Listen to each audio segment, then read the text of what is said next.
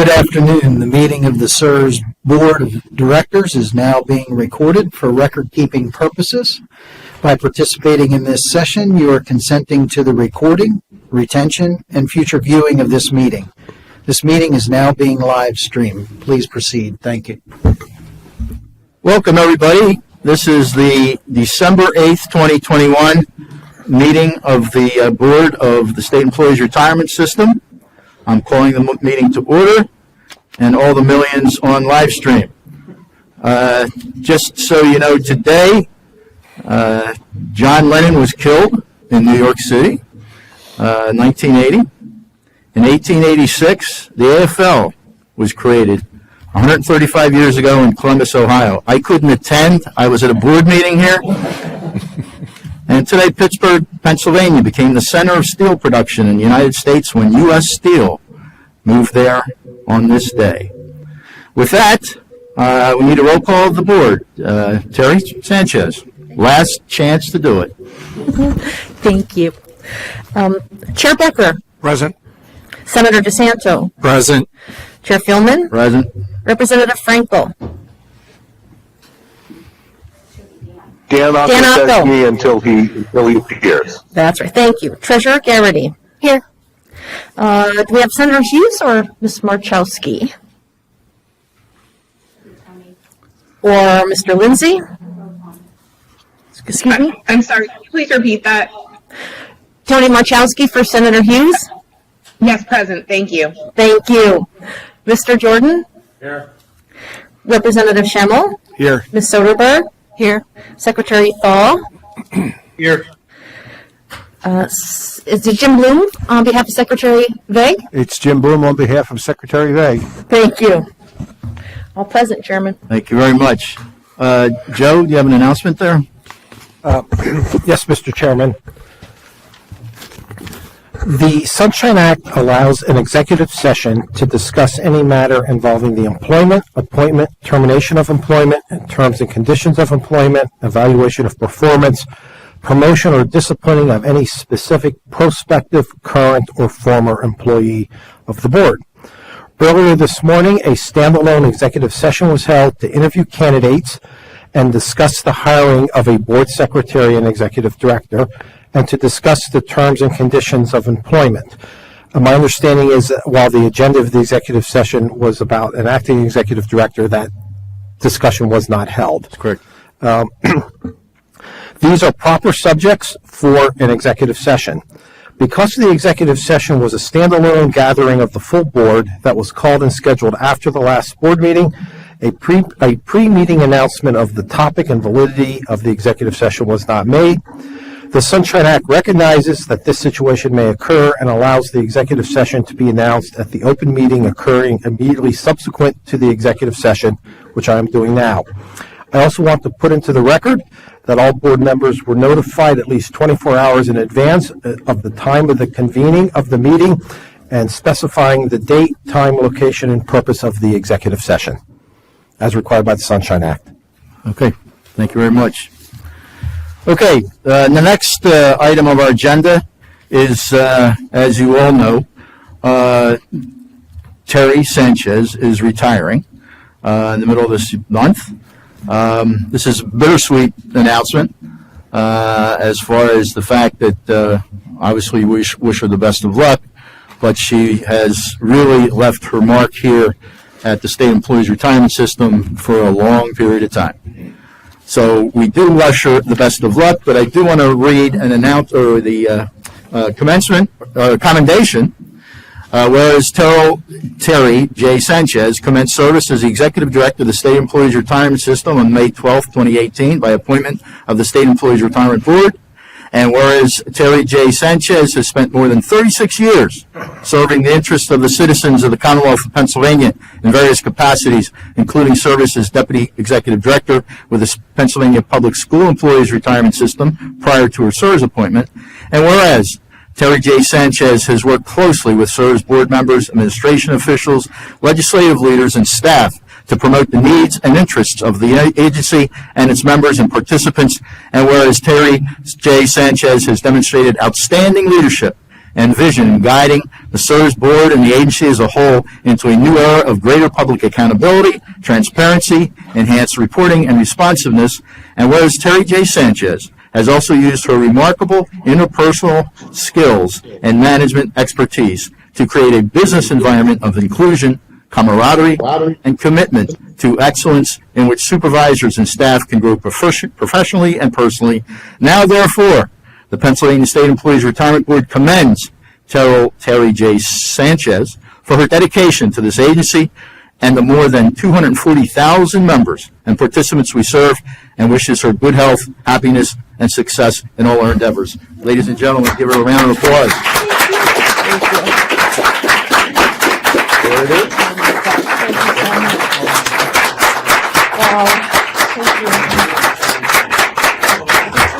Hold on, we got more. We got more. Oh, wow.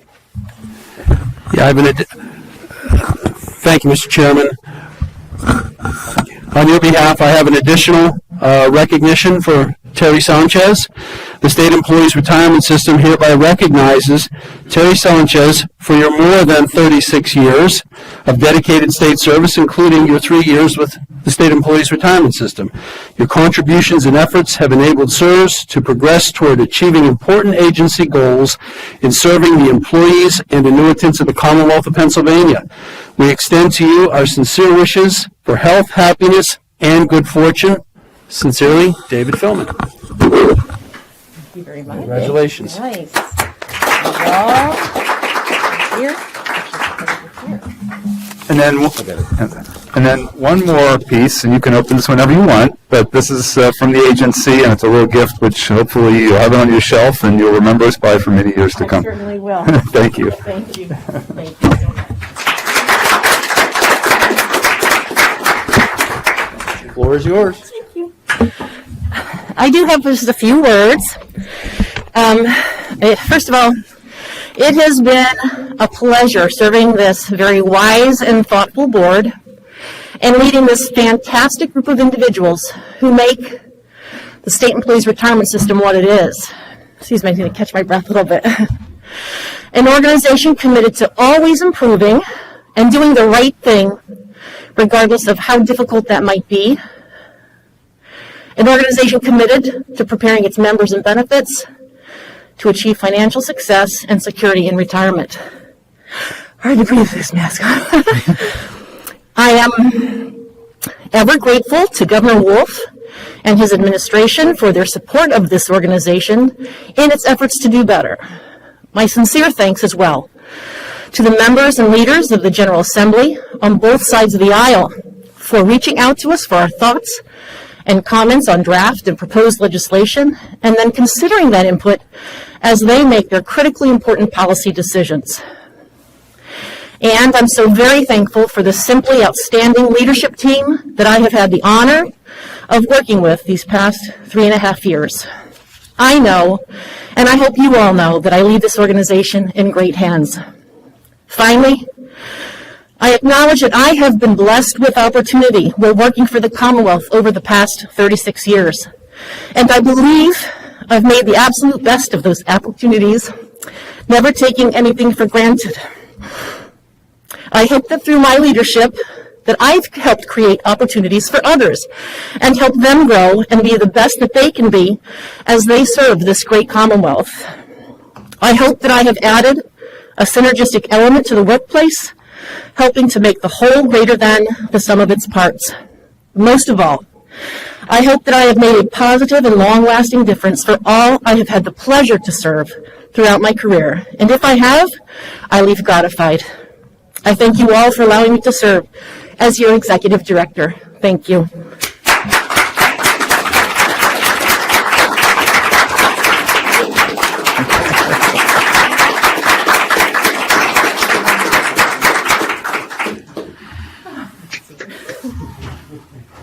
All right, motion to adjourn.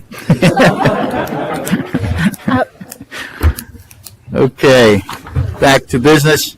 Mr. Chair? Yes, oh, yes, I'm sorry. Go ahead. Anybody want to speak? Well, I really am not asking to speak. I was just wondering perhaps if we could get a picture A picture? for Terry with a group of us. Oh, Can we do it after the meeting, possibly? Maybe in the back of the room? Yeah, something like that. Hopefully, if you can all stay, that would be great. Yeah. Thank you. Good point, Mary. Sure. Yeah. Go ahead. The floor's open. Anybody else? I just want to thank Terry for all the leadership she brought to us here. When I joined CSRS, I remember watching literally forests of trees being cut down and printing and sorting 50 packets all over the various conference rooms, FedExing them, having another set here. She wasn't here a year, and we converted and went electronic, and the rest is history. Trees are being saved. Thank you, Terry. Anybody else? Okay. Thank you very much, and Terry, the best of luck. Thank you. I need a motion as an order to adopt the agenda for December 8th, 2021, a board meeting. Do I hear a motion to that effect? So moved. I hear a motion. Do I hear a second? I hear a second. Anyone have a question? Seeing none, all in favor, aye? Aye. All opposed, no? Motion carried. I'm sorry? Okay. A motion is in order to approve the consent calendar items as listed for the December 8th, 2021 board meeting. Motion to that effect? So moved. I have a motion. Do I hear a second? Second. I hear a second. Anyone have a question? Hearing none. All in favor, aye? Aye. Aye. All opposed, no? Motion carried. We'll go into committee reports, and first off is Investment Chair Glenn Becker. Thank you, Mr. Chair.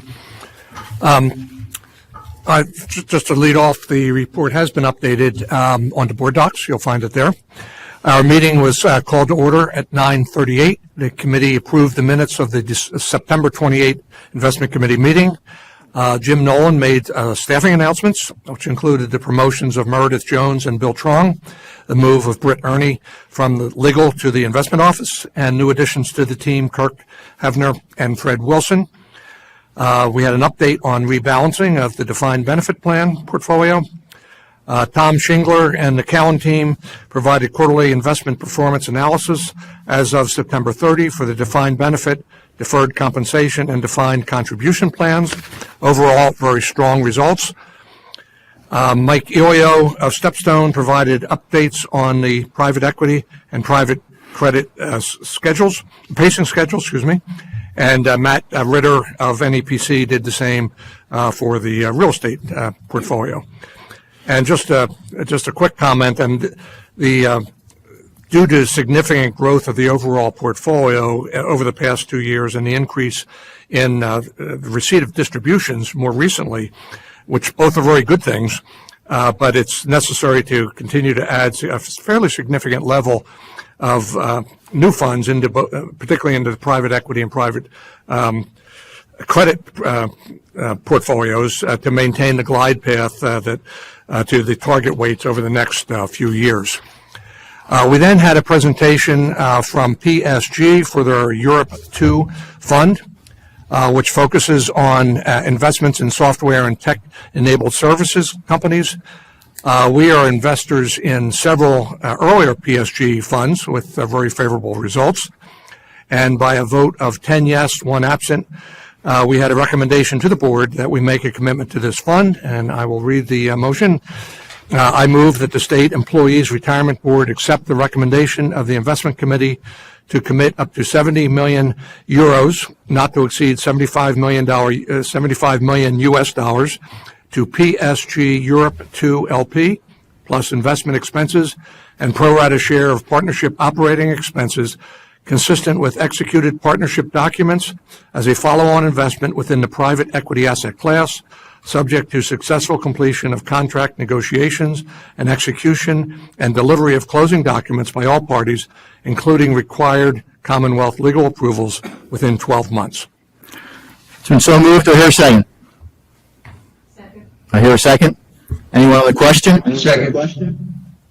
Anyone on the question? Hearing none, a roll call, please. Chair Becker? Aye. Senator DeSanto? No. Mr. Philman? Yes, aye. Mr. Ockel, on behalf of Representative Franco?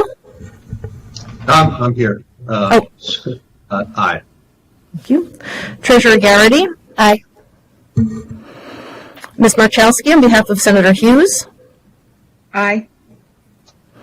Mr. Jordan? Aye. Representative Schemmel? No. Ms. Soderberg? Aye. Secretary Thal? Aye.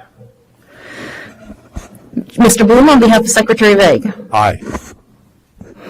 That would be 9 ayes and 2 noes. Thank you. Motion passes. Committee report? Thank you.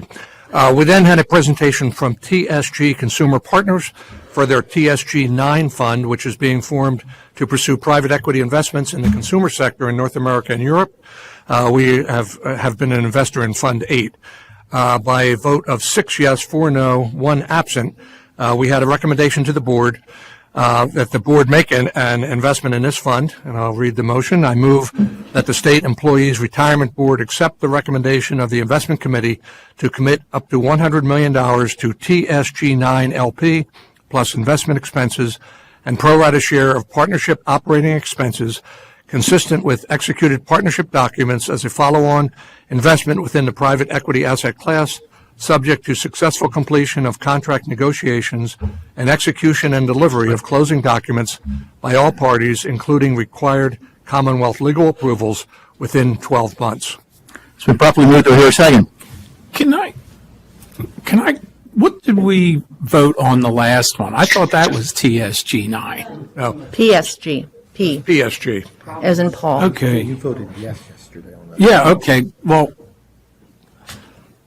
I'll be no on this, but I want to change my vote on the last one to yes. I didn't hear properly. I'm sorry. So however you want to do that structurally. You were yes on TSG already. No, he just voted no. He was yesterday, but today he voted no. Because I thought we were on the TSG one. I didn't hear what, I'm sorry.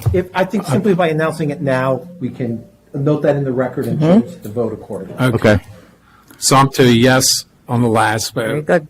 And then I'll vote when you call for the vote. I'm sorry. It's okay, sir. Do I have a second? Second. Okay, we have a second. Anyone on the question? Anyone on the question? Seeing none, roll call, please. Chair Becker? Aye. Senator DeSanto? No. Mr. Philman? Aye. Representative Frankel? Aye. Treasurer Garrity? No. Ms. Marchowski, on behalf of Senator Hughes? Aye. Mr. Jordan? Aye. Representative Schemmel? No. Ms. Soderberg? Aye. Mr. Bloom, on behalf of Secretary Vague Aye. and Secretary Thal. Aye. Thank you. Sorry about that. So we have 8 yeses and 3 nos. Motion passes. Committee report. Thank you. Next, we had a presentation from Ares Management for a private credit opportunity in their Special Opportunity Fund 2.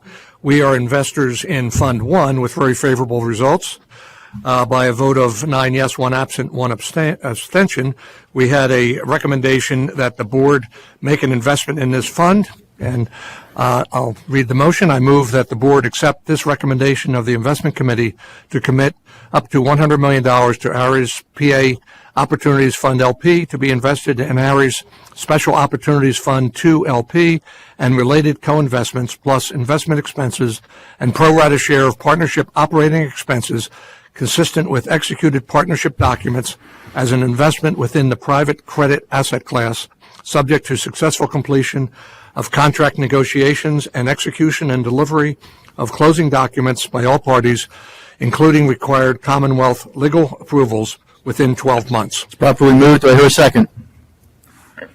Do I hear a second? Second. I hear a second. Anyone on the question? Anyone on the question? Hearing none, roll call. Chair Becker? Aye. Senator DeSanto? I'd like to abstain and also note that I was spanked via email by compliance that I did not do that properly, and I've submitted the proper form now to be within our policies. Thank you. You were gently reminded. We will keep you all in line. He's no on doubt. probation now, but go ahead with the roll call. Okay. Mr. Philman, Chairman Philman. Aye. Representative Frankel. Aye. Treasurer Garrity. Aye. Ms. Marchowski, on behalf of Senator Hughes. Aye. Mr. Jordan. Aye. Representative Schemmel. Aye. Ms. Soderberg. Aye. Secretary Thal. Aye. Mr. Bloom, on behalf of Secretary Vague. Aye. Thank you. That's 10 yeses and 1 abstention. Motion Okay, passes. thank you. We then moved on to a presentation from LEM Capital, a real estate private equity firm based in Philadelphia, for their multifamily Fund 6. We are investors in Fund 3 with favorable results. By a vote of 10 yes, 1 absent, we have a recommendation to the board that we make a commitment to this fund. I move that the State Employees Retirement Board accept the recommendation of the Investment Committee to commit up to $75 million to LEM Multifamily Fund 6 LP plus investment expenses and pro rata share of partnership operating expenses consistent with executed partnership documents as a follow-on investment within the real estate asset class, subject to successful completion of contract negotiations and execution and delivery of closing documents by all parties, including required Commonwealth legal approvals within 12 months. It's properly moved. Do I hear a second? Second. I hear a second. Anyone on the question? Anyone on the question? Seeing none, roll call, please. Chair Becker. Aye. Senator DeSanto. Aye. Chair Philman. Aye. Representative Frankel. Aye. Treasurer Garrity. Aye. Ms. Marchowski, on behalf of Senator Hughes. Aye. Mr. Jordan. Aye. Representative Schemmel. Aye. Ms. Soderberg. Aye. Secretary Thal. Aye. Mr. Bloom, on behalf of Secretary Vague. Aye. Thank you. Unanimous. Motion passes. Committee report. Okay, thank you. Next, we discussed a proposed update to our emerging manager program, which would add veteran-owned firms as a category for consideration. And by a vote of 10 yes, 1 absent, the Investment Committee recommends that we approve this update. I move that the State Employees Retirement Board accept the recommendation of the Investment Committee to approve the updates to the Emerging Investment Manager Program section of the Defined Benefit Plans Investment Policy Statement, which updates are provided in the attached meeting materials entitled 5H DB Plan IPS EIM Update 12/7/2021. It's been properly moved. Do I hear a second? I'll second. I hear a second. Anyone on the question? Anyone on the question? Seeing none, roll call, please. Chair Becker. Aye. Senator DeSanto. Aye. Chair Philman. Aye. Representative Frankel. Aye. Treasurer Garrity. Aye. Ms. Marchowski, on behalf of Senator Hughes. Aye. Mr. Jordan. Aye. Representative Schemmel. Aye. Ms. Soderberg. Aye. Secretary Thal. Aye. Mr. Bloom, on behalf of Secretary Vague. Aye. Thank you. That's unanimous, Chair. Thank you very much. Thank you. Committee report. We then discussed the proposed updates to the investment policy statements for the defined benefit, deferred compensation, and defined contribution plans. And during the discussion, additional recommendations were made, and it was decided that we would table this vote pending further discussion between staff, consultants, and the investment committee members. Next was a discussion of proposed updates to our U.S. and international proxy voting policy, and in response to several questions and additional recommendations, it was decided to table this item pending further discussion between SERS staff, ISS staff, and the investment committee members. We concluded our new business with a recommendation from the investment office that we extend the contract for NEPC, who is our real estate consultant, which expires June 1, 2022, for 18 months through December 1, 2023. This extension, the existing terms and conditions remain the same. The fee schedule is frozen at the current level with no further adjustments for the remainder of the term. And by a vote of 10 yes, 1 absent, it was recommended that the board extend the NEPC contract. I move that the State Employees Retirement Board accept the recommendation of the Investment Committee to authorize an extension of the contract between SERS and NEPC LLC for real estate consulting services for 18 months until December 1, 2023, with the amended fee schedule subject to successful completion of contract negotiations and execution and delivery of closing documents by all parties, including required Commonwealth legal approvals prior to its expiration. Properly moved. Do I hear a second? Do I hear a second? Second. I hear a second. Anyone on the question? Anyone on the question? Seeing none, roll call, please. Mr. Becker? Aye. Senator DeSanto? Aye. Chair Philman? Aye. Representative Frankel? Aye. Treasurer Garrity? Aye. Ms. Marchowski, on behalf of Senator Hughes? Aye. Mr. Jordan? Aye. Representative Schemmel? Aye. Ms. Soderberg? Aye. Secretary Thal? Aye. Mr. Bloom, on behalf of Secretary Vague? Aye. Thank you. That's unanimous, Chairman. Motion passes. Okay, thank you. We also provided several informational items. Those items can be found on Board Docs. And there was a motion to adjourn at 12:57. And, Mr. Chairman, that concludes my report. Thank you very much, Chair Becker. Next up is Audit, Risk, and Compliance. Chair Thal. Thank you. And I'd be remiss not to thank the treasurer and her staff who were able to fill in when I had a conflict and couldn't start the meeting. But our meeting started at 1:22 with a review of the Audit, Risk, and Compliance Charter. The committee approved some changes to that, which may become to the board depending on what happens at the Board Governance Committee at a later time. Then we had an informational audit of our audit office charter. Then we went to executive session to discuss our audit plan and our strategy, an update from the Chief Compliance Officer, an update about our internal audit office. And then we had a review of the specific audits, a review of due diligence performed on certain board-approved investments for September 30th, 2021. Results of the Green Book COSO internal review for 2021. Review of performance goals for the internal audit director, and then the COSO Green Book status report, the last two being informational item. And then we adjourned, and we will meet again at part of our February meeting. And that concludes my report. Thank you, Chair Thal. Next up is the Personnel, Board of Governance and Personnel, which I chair.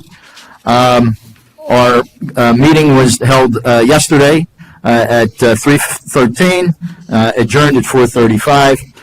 We did have a update on previous executive sessions that the board or the committee had held on the executive director's positions. It's in your notes. We also had then a report from Chris Houston on the Service Fiduciary Review and Board Self-Assessment Final Report, Implementation and Recommendations. And you see the committee work plan procedures and the recommendations there.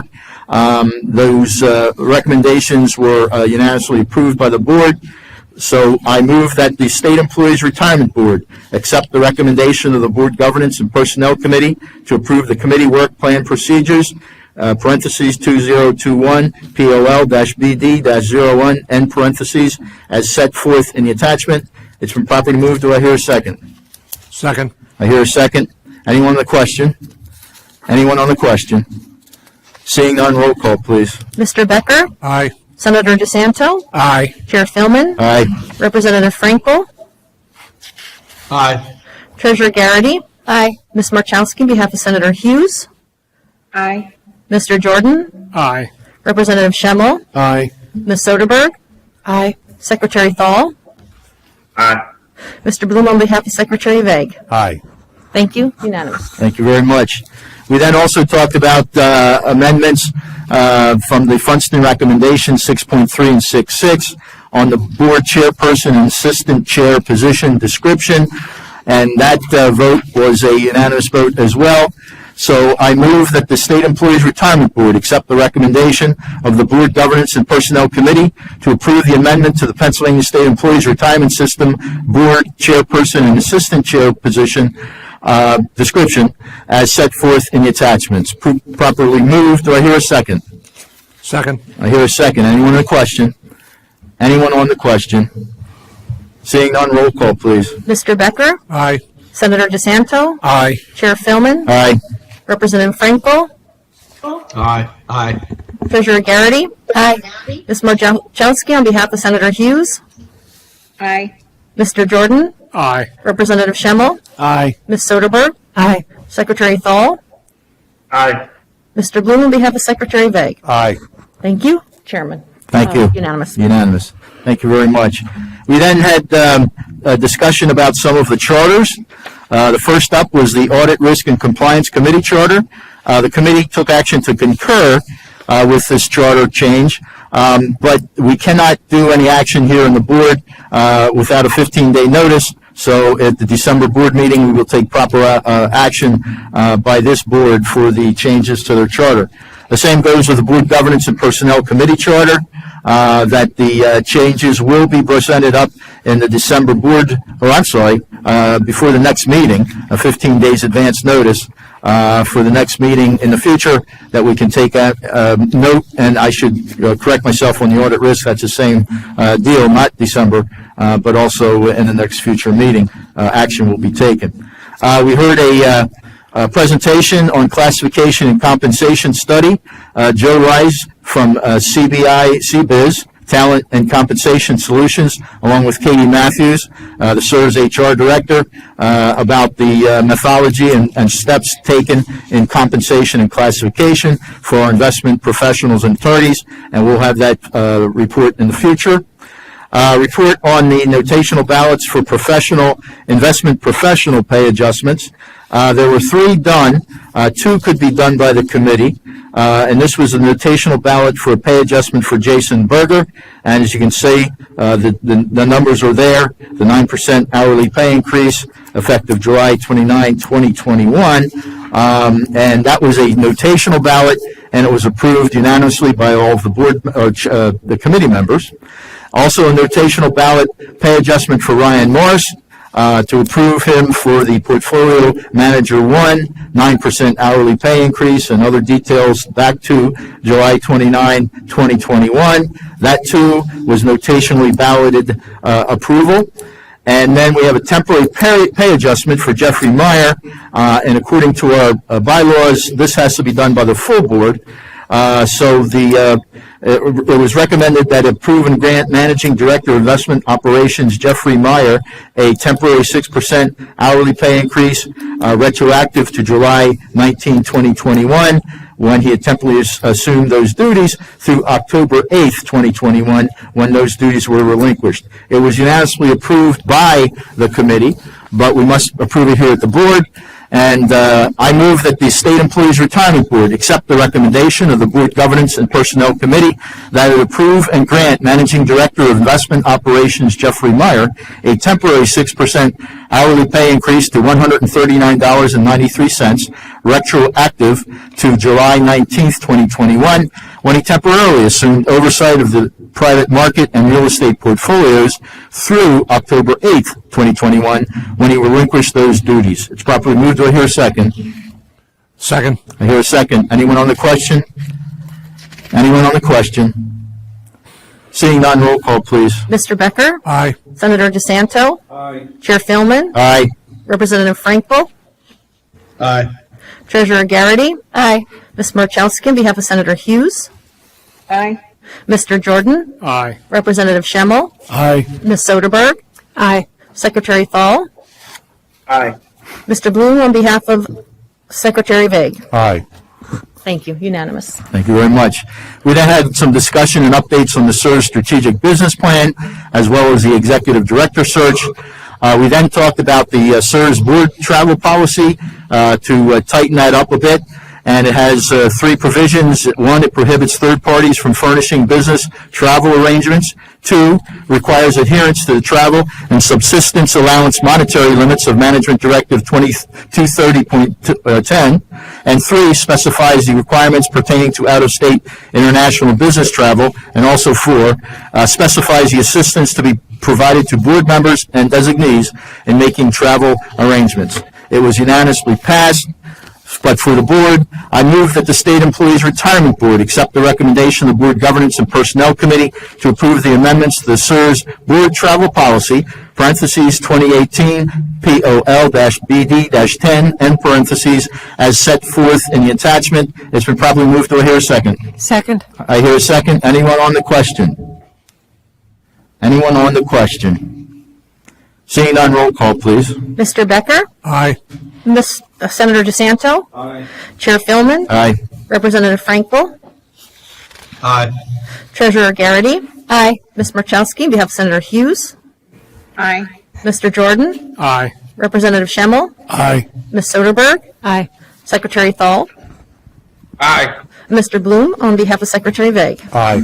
Thank you. Unanimous, Chair. Yes. And the last piece we talked about for motions was compensation policy for the investment professional staff annual pay increase budget. We have done this for the last couple of years. We have the committee approved a 4.5% aggregate salary for 2022 for all staff compensated on the investment professional pay schedule below that of the chief financial officer and chief investment officer. That is actually lesser than the last 2 years that we had made this this pay schedule or pay increase budget. Those particular numbers will be coming to the board in a future meeting. But the roll call vote was as follows. It was a unanimous vote, but we do have to take action by the board. I move that the State Employees Retirement Board accept the recommendation of the Board Governance and Personnel Committee to approve the annual aggregate pay increase budget for 2022 to be set at 4.5% of the aggregate salary of all staff compensated on the investment professional pay schedule for positions below that of the Chief Financial Officer and the Chief Investment Officer, with the actual pay increases for all staff compensated on the investment professional pay schedule, including the Chief Financial Officer and the Chief Investment Officer, to be determined in accordance with the compensation policy for investment professional staff, State Employees Retirement System. It's properly moved. Do I hear a second? Second. I hear a second. Anyone on the question? Anyone on the question? Seeing none, roll call, please. Mr. Becker? Aye. Senator DeSanto? Aye. Chair Philman? Aye. Representative Frankel? Aye. Treasurer Garrity? Aye. Ms. Marchowski, on behalf of Senator Hughes? Aye. Mr. Jordan? Aye. Representative Schemmel? Aye. Ms. Soderberg? Aye. Secretary Thal? Aye. Mr. Bloom, on behalf of Secretary Vague? Aye. Thank you. Unanimous. Thank you very much. And finally, it was just some, we're going to continue to review the Service Fiduciary Review and Board of Self-Assessment final report with the committee at future meetings. And as I said, we adjourned at 4:35 p.m. That concludes the report. We do see there's an introduction of Sarah Sauter. Greg Jordan is the chair. Greg, do you want to address that? Actually, I'm going to do that. Oh, okay. I saw it was securities. Yeah, it is the Securities Litigation Committee. When Britt Ernie transferred from the Chief Counsel's office to the investment office, she left behind her duties as the liaison, the staff person assigned to the Securities Litigation Committee. We have asked Sarah Sauter, who's one of our rising talents in the legal office, to fill those duties. Sarah is in on this call, and I'm going to, after I finish my introductions, ask her to speak so you can all see her. We thought it would be appropriate for her to be introduced to the full board now so that you don't see her for the first time when the committee meets in 6 months after she's been working on this process. Sarah's been with us about 2.5 years before she came here. She did some clerking for judges. She works under Jeff McCormick, who will remain as counsel for the committee. And on the business transaction and investment side, we've been thrilled to have her on staff, very pleased with her growth and development, and I think she's ready for the next step to be working for the board. So, Sarah, will you please say something so the camera will pick you up and the rest of the board can see who you are? I'm looking forward to working with you all in this new capacity, and if you ever have any questions or concerns, please feel free to reach out. I'm always happy to help. Thank you, Sarah. Okay. With that, concludes our committee reports and action items. Number 6, old business, we have none. Number 7, new business, information item only, 2021 annual divestment report. Whose is this? I can. Okay. Act 44 of 2010, also known as the Sudan and Iran divestment law, requires SIRS to assemble and provide a report of divestment-related activities to the members of the SIRS board. The other public pension funds, namely PSERS and PMRS, as well as Pennsylvania Treasury Department, all have similar responsibilities, so they have chosen to work together to comply with the Act. The full report is under tab 7A.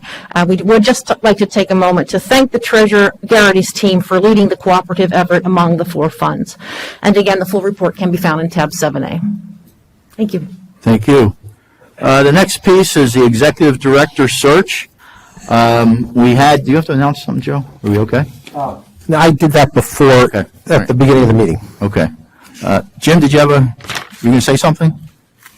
Oh, I'm sorry. I thought you had your mic on there.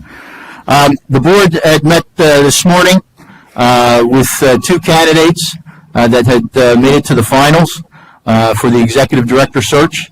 And at the consensus of the committee, it was determined that Joe Torta would be the next executive director for the committee, or for the position of the vacating Terry Sanchez. So a motion is in order that the State Employees Retirement Board appoint Joe Torta, Secretary and Executive Director, subject to 1, Board Chair approval of a completed Pennsylvania Office of State Inspector General background investigation, 2, successful salary and start date negotiations, 3, salary approval by the Governor's Executive Board, and 4, any other necessary clearances and approval. It's been properly moved. Do I hear a second? Second. I hear a second. Roll call, please. Oh, anyone on the question?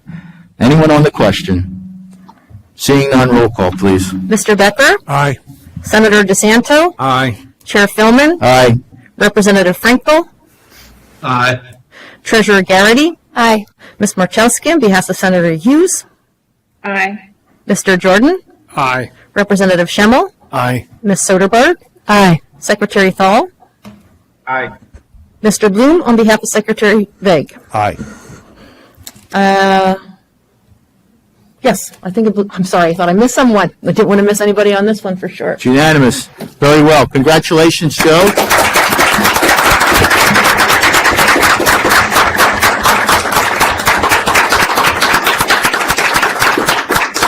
Why don't you grab a mic there, Mike, or Joe, and just give us a couple of words of wisdom. Thank you, Mr. Chairman. I just want to express my appreciation to the board for their fairness in the process. To Terry Sanchez, the outgoing executive director, and to the staff at SERS. I've been a part of SERS for over 30 years. I've met some amazing people here, and I continue to meet amazing people every day. And I look forward to continuing in Terry's capacity and serving the board and the members and participants of the system. So thank you very much. Thanks, Joe. Good luck.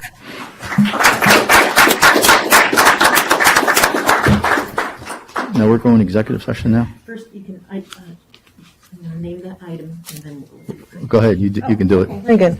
Okay, the next item on the agenda under new business is a 5-day verification leave. And prior to getting into the discussion, we'll go into an executive session where Mr. Marcucci will provide some legal counsel. Did you want to make an announcement, Joe? Yes. 2 announcements. The first is that the Sunshine Act allows an executive session to review and discuss agency business which, if conducted in public, would violate a lawful privilege or lead to the disclosure of information or confidentiality protected by law. Legal advice from and consultation with the board's lawyers, which is what is going to occur in executive session on this topic, falls within the boundaries among the things that are considered privileged and confidential attorney-client communications. As all the topics for this executive session will be this type of discussion, they are thus proper for the executive session.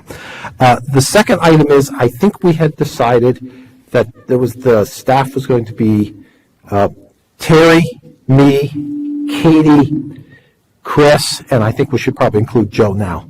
I suppose. Yes, Joe. So that's who we'd like on in the meeting. If the other staff on the call would sign off, we'd appreciate it. Before we go into executive session, please give us a minute to make the technical changes here in the room.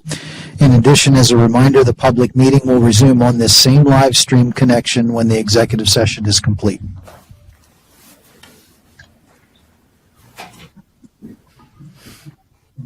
As a reminder, this meeting is being recorded.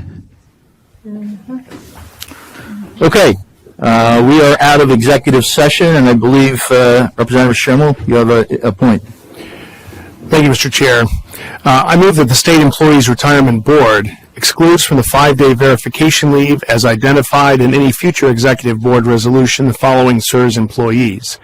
Employees subject to the compensation policy for investment professional staff, State Employees Retirement System effective January 1st, 2017, amended effective January 1st, 2019, Counsel in the Office of Chief Counsel, and excludes from the 5-day verification leave as identified in any future Executive Board resolution the payout of any remaining balance of the 5-day paid leave if not used by March 31st, 2022 for all A3 management employees, excluding employees subject to the compensation policy for investment professional staff, State Employees Retirement System and Counsel in the Office of Chief Counsel, and direct the Secretary and SERS administrative staff to take such actions as necessary to effectuate this motion.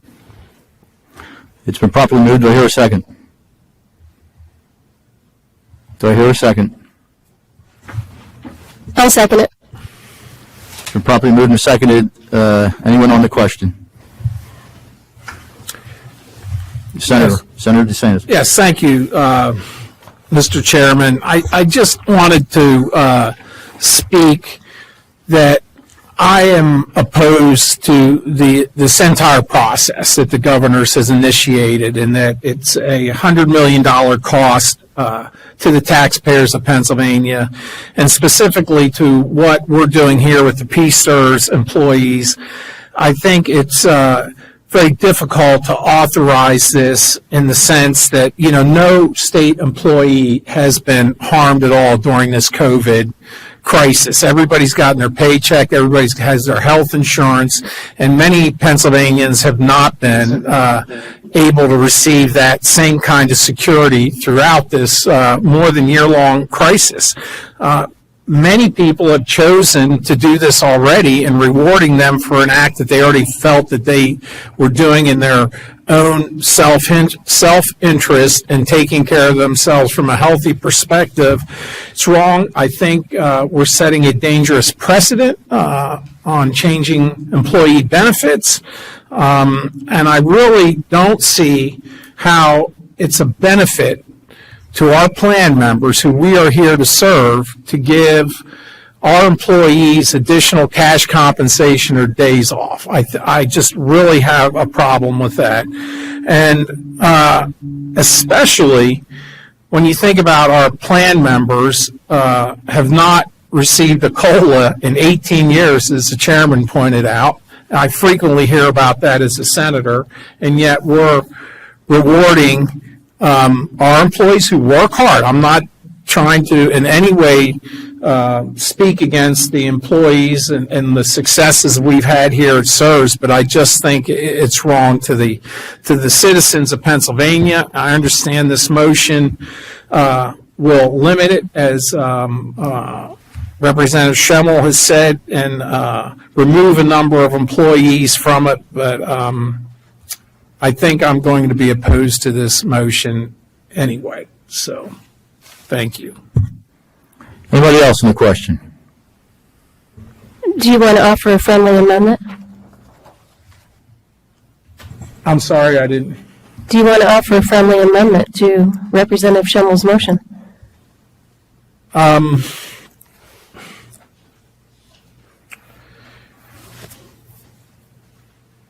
Yes, I'd make an amendment if I'm just quickly trying to think it through my mind. But yeah, I would make an amendment to the motion that we withhold. No, I'm not going to make an amendment. Thank you. Okay. Anybody else on the question? Treasurer? I'll make a comment.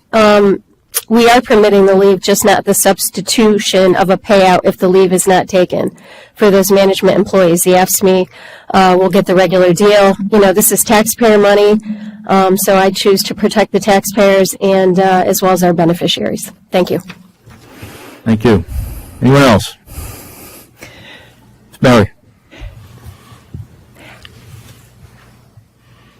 I, like Governor Wolf. I have a lot of respect for him, but in this instance, I did not agree with this decision to create this 5-day verification leave. That said, he didn't ask my opinion. Neither me.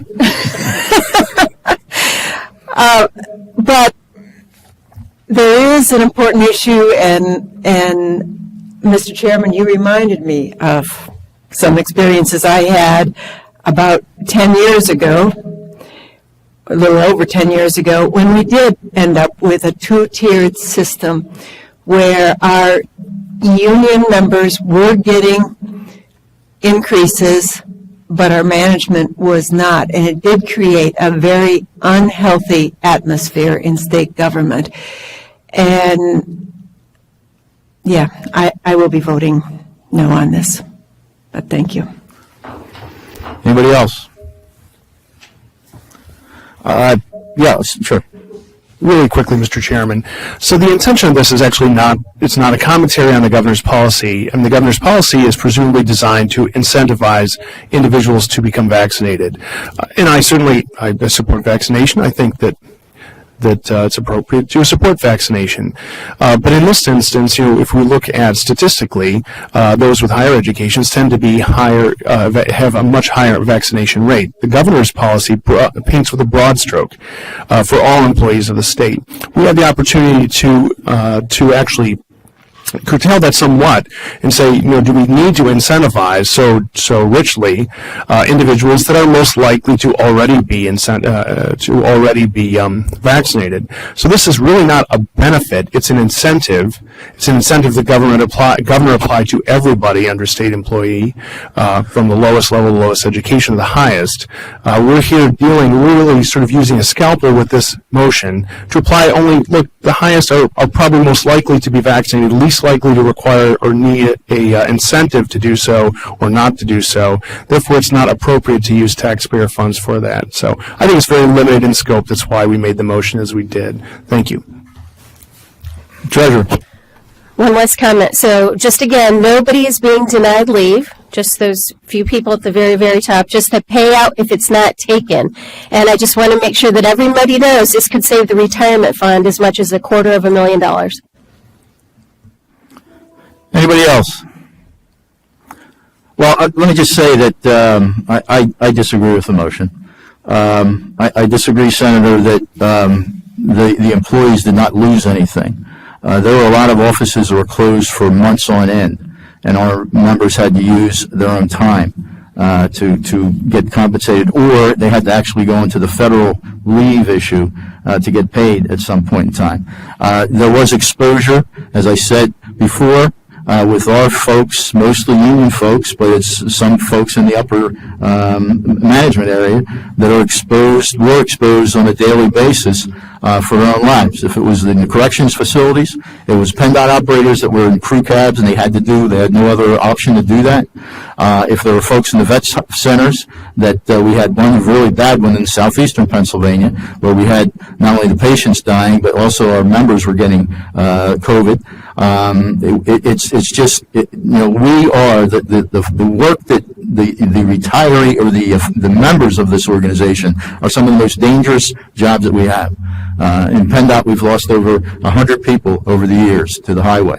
Has nothing to do with what we're talking here, but it's just an indication of some of the stuff that we do as state employees that other folks do not do.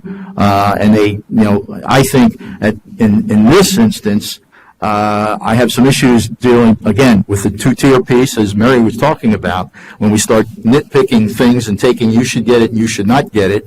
As I said before, the PEBTF, which provides health care for state employees other than the legislature, is from everyone from the governor right on down to the lowest paid person. They all get the exact same benefits. The governor doesn't get a better shake. The person at the bottom doesn't get a better shake. Everybody gets the same thing. We've done this with every kind of policy that came up from the governor's office. When it dealt with holidays or whatever, special days off, we always applied it equally to everybody. We didn't say the rank and file and the union members can take off and you can't take off. That shouldn't be that way. We're in different pay grades, but we're all doing a service to this organization. And I don't see where this is going to break this organization. I think it's going to, and when we compare to what we did at Peacers, the Peacers folks over there are paid so much more better than any of the folks that we have over here. We said that many, many, many times. And for us now to say, well, now we're going to treat you just like we did at Peacers, I think that's a disservice. And when we say you use it or lose it, we've got so many vacancies in some of these departments that some of those folks in those areas won't be able to take off. And they won't be, not have the opportunity to do those things. But they'll still come to work. They'll still be doing what's happening. So I'm totally against changing anything as far as that goes, carving, scalping out, whatever you want to call it, because it creates a second-class person here that doesn't get the same thing as somebody else. And I think that creates a real bad morale problem within the organization. And I don't think, sorry, Treasurer, I don't think this is a heck of a lot of money that we're talking about at this point in time. Anybody else? Yes, I think $250,000 is a lot of money to a normal taxpayer. And when you talk not everybody's going to get the money, though. When you talk about the corrections officers, the PennDOT people, they're largely union employees, which will get the option of the payout. So it's a false argument. I don't think it applies in this circumstance. And guess what? Treasury folks, my folks, aren't paid any better than your folks. I guarantee that. We're not paid nearly to the level of Peacers, and I care dearly about those people. Okay. I was more the senator's point about those issues, so sorry. Anybody else? Anybody else? With that, it's been properly moved and seconded. We might go to a roll call, please. Mr. Becker? Aye. Senator DeSanto? Aye. Chair Philman? No. Representative Frankel? No. Treasurer Garrity? Aye. Ms. Marchowski, on behalf of Senator Hughes?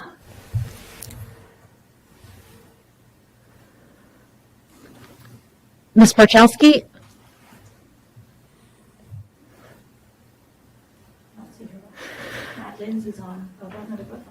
They're both on. I'll come back in a second then. If you're on, please get yourself connected. Mr. Jordan? Yes. Representative Schemmel? Aye. Ms. Soderberg? No. Secretary Thal? No. Mr. Bloom, on behalf of Secretary Vague? No. So we have Ms. Marchowski or a representative from Senator Hughes' office. I think she voted. Can you hear me? I'm voting no. Okay. I hear you. Thank you. So we have 5 yeas and 6 noes, correct? That's my count was. Okay. Motion passes. No, motion fails. Oh, I'm sorry. I'm just, okay. I'm done. We have decided to move the education piece to February as far as that goes. So that's a bonus everybody gets today. What else we got? Just the executive director report. Yes, executive director. Okay. Final report of this executive director. It is, but it's been a long day. Once again, a very committed board, so I'm going to make my report very short. The information, including my progress report on my goals, are included in board docs, as well as, I'm going to come back in a second to the 2.0 update. There's a legislative update as well in the board docs, again, not under 9AII. And then the upcoming, I do want to just spend a second on the 2022 board meeting schedule. And you'll find that also in board docs. This schedule is very different from previous schedules. We've tried to listen to the input of our board members, particularly our legislative members, as well as looking at recommendations from the Funston report to perhaps separate time between committee meetings and board meetings, We've included a January organizational meeting so that things can be organized and committees set up and chairs voted on, et cetera. So you will see, again, quite different.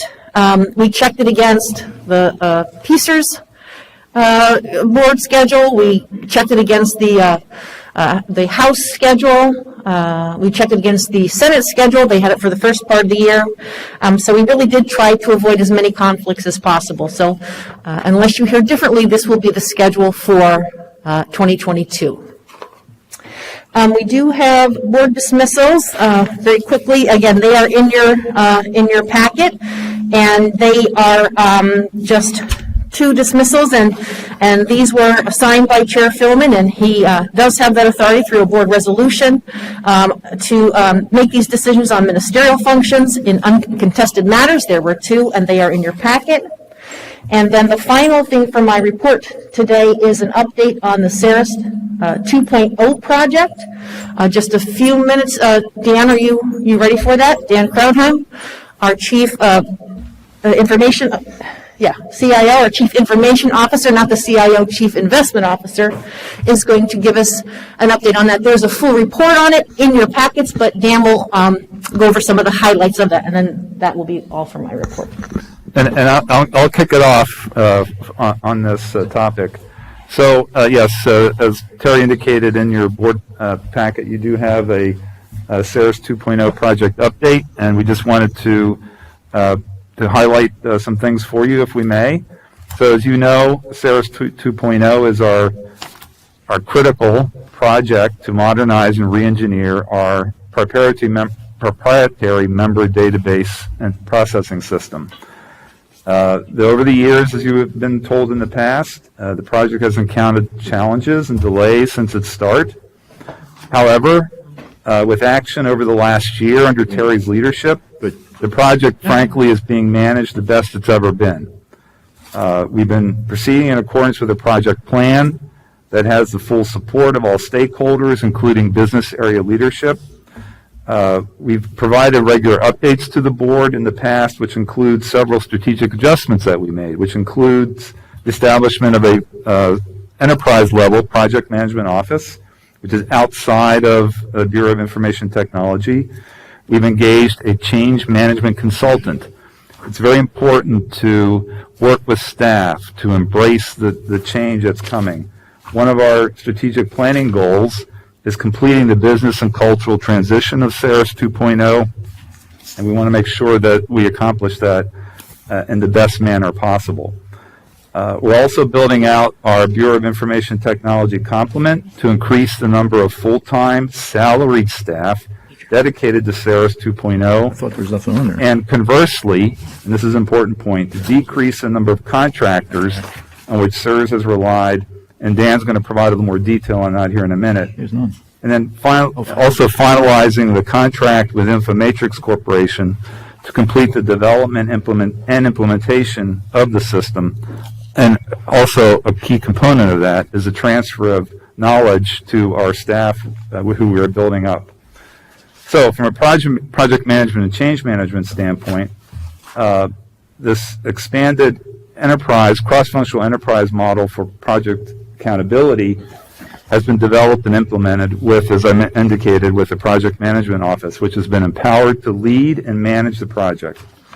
This structure promotes a collaborative management approach at all multiple levels, while also integrating, as I mentioned, a change management component to it. Communication, we've learned, is key. Terry has stressed this many times, and I think we've clearly gotten the message that we need to have everyone communicating on this important project. Further, the Project Management Office works closely with Bureau of Information Technology and our contract project managers to monitor the project schedule to ensure that pacing remains aggressive but achievable as we progress toward a July 22 go live. And further and sub, as I indicated, the strategic business planning goal of completing the technical implementation by that date. The change management initiative is underway. We have a project communications plan which has been put in place.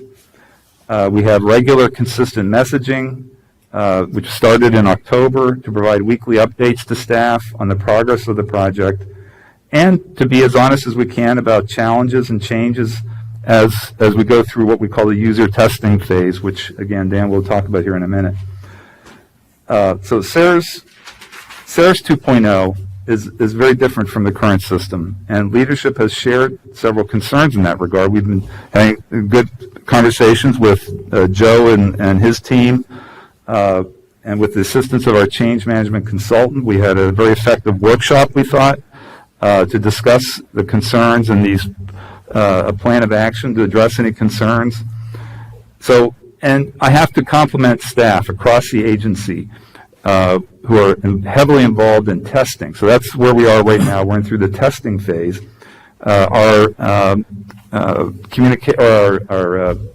tech facilities on a lower floor has been used, been set up so that we have on-site testing, even despite the COVID challenges. We have the people in the same room working on issues as they come up through testing. So that's kind of the background, but I really want Dan now to provide a little more detail on the project staffing and the project schedule. Dan? Thank you, Chris. As Terry mentioned, I'm Dan Krautheim, the Chief Information Officer here for SERS. Regarding the SERS 2.0 project, specifically in the area of staffing, I'm pleased to report that our initiative to increase our complement staff in BIT, which was started in earnest about 1 year ago, is materially complete. Knowledge transfer and transition of responsibilities from our contracted resources to our new BIT employees continues per the plan. And to that end, we have several staff employees who have already assumed lead roles on the project, relying on our contractors simply for support. Of the positions that we've added to the complement, 4 of them are still yet unfilled, and those are due to incumbents leaving SERS for other opportunities or due to ongoing recruitment efforts not yet yielding the most suitable candidate. In order to fill those vacancies as quickly as possible, we continue to work directly with Katie Matthews and her team to make sure we're prioritizing those actions to complete this transition. As Chris mentioned, our approved project schedule calls for a July 2022 go-live date. And in support of that, our collaborative cross-functional management team has reevaluated resource needs for the project. As we take a look at the project schedule and the time between now and go-live, it became clear that we needed to secure a very limited number of strategic resources, not only to get us through testing, but also to ensure a smooth transition and necessary support after go-live, to continue to finalize that knowledge transfer to SERS employees and ensure a smooth transition from the old system to the new. To provide for those limited number of strategic resources, we have extended the contract with Infomatrix through December 31st, 2022. 2 very important points with respect to that. First and foremost, that contract extension is fully accommodated within our currently approved fiscal year budget and the planned budget for next year. Also important to note, over 50% of our contractors have been rolled off the project to date in accordance with our transition plan. So I'll pause there for a second. Any questions on staffing? All right. On the schedule. Earlier this year, as we mentioned, we've adopted a project schedule developed collaboratively across all stakeholders, including our business leaders. That schedule included 3 key milestones. One was the completion of all system development earlier this year, which we successfully achieved. Second milestone was the completion of all testing, sign-off, and acceptance of the new system. And the third was our go-live scheduled for July 2022. As Chris mentioned, despite some ongoing challenges, specifically from the COVID-19 pandemic, we have been testing on-site in our new testing facility on the 3rd floor of this building. In doing so, we've strictly adhered to all prevailing guidance for safety and COVID protocols. We have found time and time again that testing in person in this controlled group setting promotes greater collaboration, knowledge sharing, and faster time to resolution when troubles arise. Members of our user community, our business analysis team, and our technical team have been working together for the past 8 weeks to train users, execute testing, and address concerns rising from those activities. Testing is being approached in 3 phases. Those phases are structured around logical groupings of our business functions. Each phase commences upon the successful completion of the prior. As of December 3rd, the time we uploaded this report into board docs, all of our functions in phase 1, those processes related to new and active members, new to SIRS, have been tested with over 60% signed off and really ready for release to production. The remaining processes yet to be signed off in that first phase are currently working through various pieces of the defect repair and change management process, with completion slated to occur on or before December 31st of this year. The second phase of testing, those processes related to estimates, benefits, and the transition from active service to retirement, is scheduled to begin after the completion of phase 1 on or before December 31st, and will continue into the new year. The final phase of testing, death benefits, annual processing, and remaining functions will commence thereafter. As Chris mentioned, we've encountered expected challenges throughout the first phase of testing. This is the first time that many of our users are seeing Cirrus 2.0, and they have ample feedback regarding how they feel the system can be further enhanced to improve their experience and increase efficiency. Cirrus 2.0 is complex. This type of feedback is not uncommon, especially in a project as mature as this one. However, we all recognize that it's critical to carefully monitor and manage the scope to avoid further unchecked schedule delays. To support that, requests that are being received from users are being carefully cataloged and prioritized collaboratively with input through those workshops that Chris had mentioned, with the oversight of our project management office to ensure that we're expending effort only on those most critical work items according to the schedule. Adjustments to our interim milestones are necessary, and they've been reflected above as we talked about the 3-phase approach to testing. However, it's important to note the project remains on track for successful completion in July 2022. Any questions? Any questions for them? Mary? Good job. Thank you. Thank you. And if I could just conclude, I really, and I hope we have a lot of SIRS staff that are listening to the live stream, because we really, really do thank everyone for the time and effort. I have to tell you, I pop my head in occasionally in the testing room. It's a lot of work. I mean, they have Cirrus 1.0 on one screen, have Cirrus 2.0, and they're sort of validating that the data is functioning as it should in the new environment. It takes a lot of time, a lot of dedication. There's a lot of overtime. It's just a lot of time, and I just really want to thank everyone who's been engaged in this project. Thank you. Well, I'm just so pleased that this is going to be our system now, and we won't depend on somebody else to take care of it for us now. Right.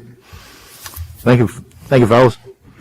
Okay, Terry has some more? Yep, my final thing is, it is not in my legislative report because we just received a request on December 6th from the Subcommittee on Pensions, Benefits, and Risk Management of the House State Government Committee. They would like to hold a hearing on January 20. The purpose to discuss with our agency and with PSERS a few pieces of legislation that are with the committee. Most of the legislation you will find covered in our legislative report, however, so we're happy about that. We're kind of on top of that. And we would be there to provide, of course, technical feedback and answer their questions, but not, of course, to discuss policy. So we are looking to, we'll have some other folks there testifying since I won't be here, but we'll be prepared to certainly participate in that as we have in the past. And that concludes my report, Chairman. Okay. Chief Financial Officer, Sarah? Thank you, Chairman Philman. In the essence of time, I'm going to skip over my prepared Office of Financial Management update. It's on board docs, I believe under item 10C. So as always, if anybody has any questions, please feel free to reach out. And I do just want to congratulate Terry on her retirement. I couldn't have asked for a better leader or mentor over these past few years, and I really appreciate everything that you've done. Thank you. All right. Thank you very much. With that, Joe, you want to tee up the executive session? Yes. The Sunshine Act allows an executive session to review and discuss agency business which is conducted in public would violate a lawful privilege or lead to the disclosure of information or confidentiality protected by law. Legal advice from and consultation with board lawyers falls within the bounds of things that are considered confidential. Excuse me, Joe, it's very hard. I forgot to put my, sorry about that. My apologies. Let me start again. The Sunshine Act allows an executive session to review and discuss agency business, which if conducted in public would violate a lawful privilege or lead to the disclosure of information or confidentiality protected by law. Legal advice from and consultation with the board's lawyers falls within the bounds of, among other things, privileged and confidential attorney-client communications. All of the topics on the executive session agenda or to be discussed in the executive session are this type of discussion and thus are proper for the executive session. Before you move into executive session, please give us a minute to take care of the technical changes. As a reminder, if you're on the live stream, when this meeting comes back into public session, it will pick up right here on this live stream.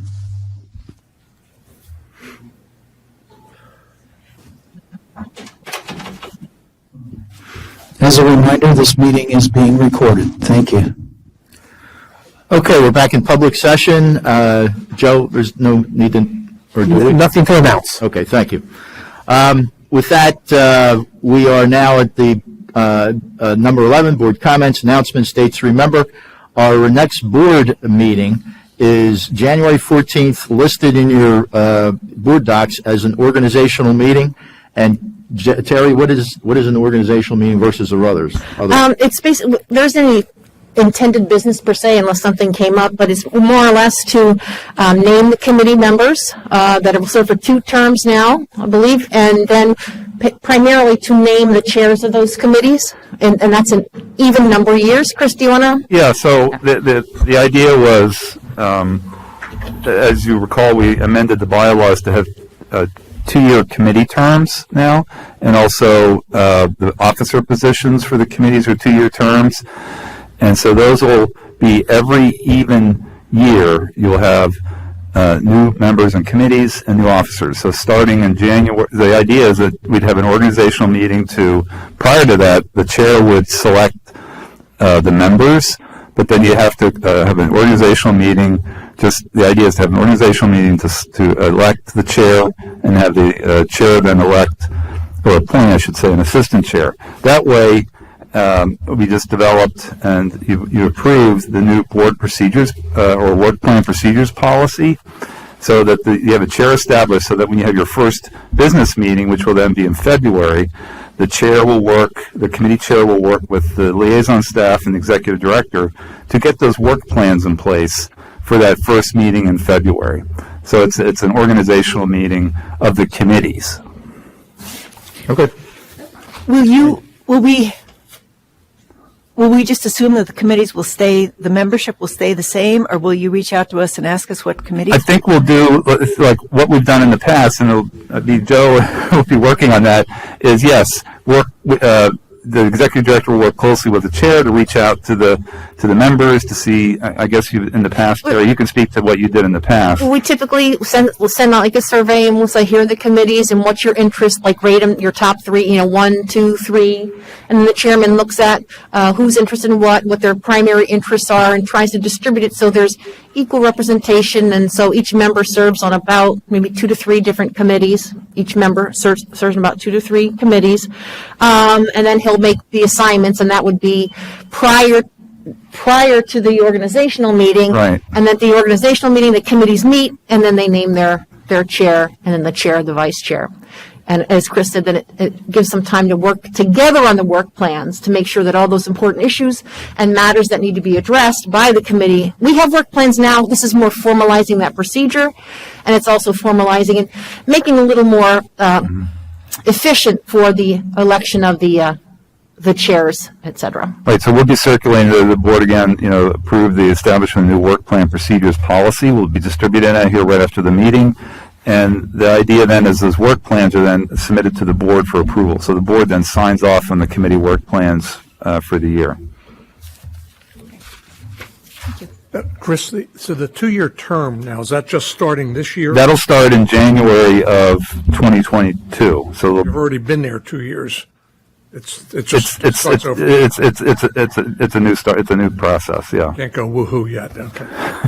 You're not going to get kicked off on anything. It's if that's what you're wondering. You might end up being the chair again. Who knows? Okay. That is really all we have, ladies and gentlemen. Just one thing, and I'm put them on the spot. Don, we canceled that educational piece. Do some folks are going to be, do they have to get in before the end of the year, or how do we do this? Overwhelming majority of the group has met those goals Okay. already that were mandated. Okay. I will send out again another update, probably the end of this week or beginning of next week, if we have any that are in there, as well as I'll send you the previously approved programs, so that if you want to look at podcasts or anything like that, you can do that to catch up. Great. Excellent. Thank you. Okay, with that, motion to adjourn? Moved. Second. Any questions? Hearing none. All in favor, aye. Aye. All opposed, no. Motion carried. Thank you very much. Have a nice holiday, everybody. See you next year.